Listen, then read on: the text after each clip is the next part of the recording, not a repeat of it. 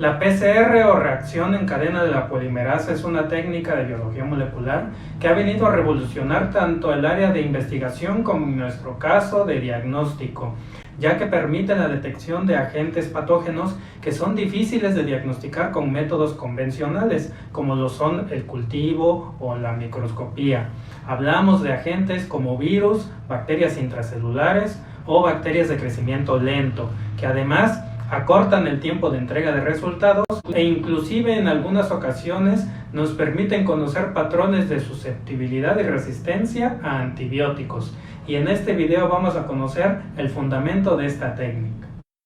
¿Cuáles son los reactivos para nuestra reacción de PCR? En primera instancia, pues una muestra de DNA, que es la que contiene la secuencia de interés que nosotros necesitamos amplificar y por consiguiente detectar, que puede ser tanto DNA humano como DNA de algún microorganismo, en una muestra clínica, por ejemplo. Por otra parte, tenemos los primers, que también son llamados oligos o cebadores, que son secuencias cortas de nucleótidos que flanquean, es decir, delimitan la secuencia de interés en la muestra original y que van a servir como para marcar la pauta de la reacción de amplificación. Por otra parte, obviamente, los nucleótidos, adenina, citosina, guanina y timina, que pues son los bloques fundamentales para los ácidos nucleicos y por consiguiente son materia prima para poder sintetizar las cadenas. Por otra parte, la enzima es la Taq polimerasa, una enzima que soporta las altas temperaturas, que de hecho se descubrió y se aisló de una alga termófila, que no se desnaturaliza hasta en 100 grados centígrados. Y por último, un buffer para preservar el pH, pero que contenga cloruro de magnesio, ya que el magnesio es cofactor de la Taq polimerasa. Todo esto reunido en un solo tubo, puesto en un instrumento denominado termociclador que va a manejar los cambios de temperatura. Cabe la pena señalar en esta instancia que ya sea que los reactivos se coloquen por separado o también existen ya casas comerciales que proveen de toda esta mezcla ya realizada para que solamente se coloquen las muestras. En esta animación vamos a observar cómo puede estar ocurriendo la reacción. Aquí tenemos delimitada nuestra región de interés, que pues debe de cumplir también con ciertos requisitos para el diseño de una PCR, y primeramente lo vamos a colocar a una temperatura de 94 a 96 grados para desnaturalizar la doble cadena, es decir, abrirla en cadenas sencillas.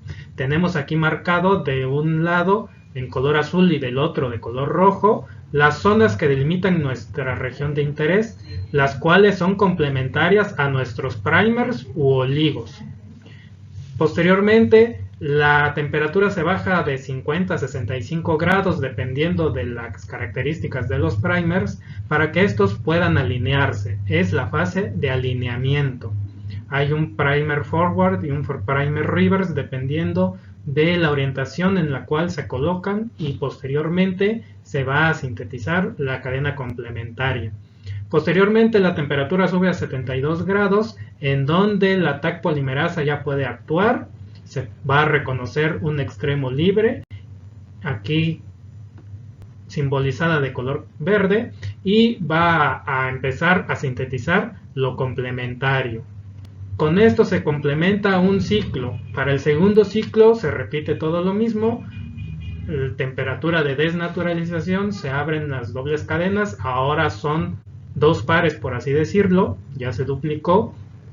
Se vuelve a la temperatura de alineamiento, las cadenas quedan libres para la unión de los primers y la consiguiente síntesis de la cadena complementaria por más Taq polimerasa. Y así consecutivamente, en cada ciclo se duplica la cantidad original de DNA. Por supuesto va a haber cadenas que quedan largas, pero conforme va prosiguiendo la reacción, solamente vamos a tener cantidades significativas de los fragmentos de interés. Como podemos observar, en cada ciclo se va duplicando el material genético de interés. Y así hasta llegar aproximadamente las PCRs consisten de 30 a 40 ciclos, con los cuales podemos obtener hasta 2 a la 40 copias de la secuencia original. Por lo tanto, se tiene establecido que la PCR es una técnica muy sensible. Con poquito que haya en la muestra ya puede ser detectado finalmente. Por supuesto, hasta aquí es la reacción como tal. Después hay múltiples formas con las cuales podemos detectar al fin de cuentas estos productos de PCR o estos fragmentos de interés multiplicados.